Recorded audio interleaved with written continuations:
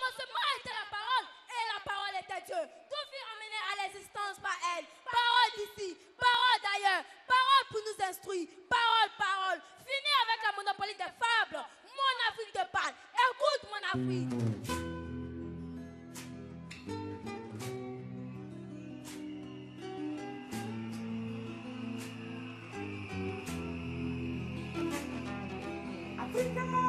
Afrique, mon Afrique.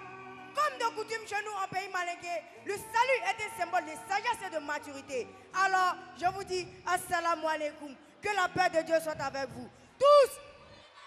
L'histoire a de la valeur quand on sait la raconter. Salif, je parle de Salif.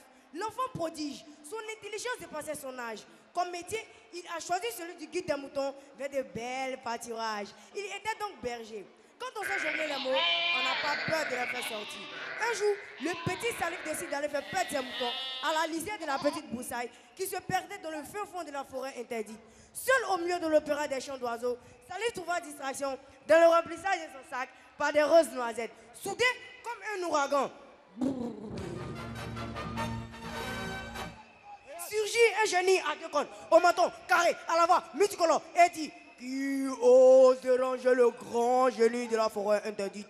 Petit, tu vas mourir. Comme le dit l'adage, celui qui a la diarrhée n'a pas peur de l'obscurité. La peur de Salif s'était transformée en courage. Répondit au génie: tu veux me tuer? Alors, signons un pacte. J'ai appris que tu peux entrer dans le trou d'une aiguille. Bien sûr, c'est facile. Alors, Salif regarda le génie comme un chasseur à la fuite d'un gibier intime et dit: la noisette que j'ai en main a un petit trou. Peux-tu y entrer? Par un tourbillon de fumée, le génie s'est transformé en un fil noir et glisse lentement à l'intérieur de la noisette. Salif prit une brindille, bouche le trou et couche le forgeron du village tout heureux. Monsieur le forgeron, toi tu as la magie de faire fondre le fer en liquide. Peux-tu me casser cette noisette dure comme une pierre? Le forgeron prit la noisette, la déposa sur l'enclume. Il proposa de la briser d'un seul coup de marteau. Il frappa. La noisette rebondit. Il prit le plus gros de ses marteaux, le soulevant de toutes ses forces, et le déposa sur la noisette.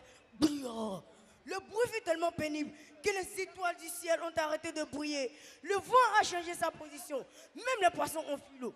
Incroyable, monstrueux, la moitié de la maison du forgeron s'écroula. Il s'est aperçu de la tempérée de Salif et se mit à sa poursuite. Après plusieurs tours du village, essoufflé, assoiffé, le forgeron s'arrêta. Regardons le petit Salif s'éloigner du village. Quant au génie, qu'est-il devenu? Je savais que vous allez me poser la question. Oui, le génie. Il est devenu une sonde noire dispersée dans la maison du forgeron.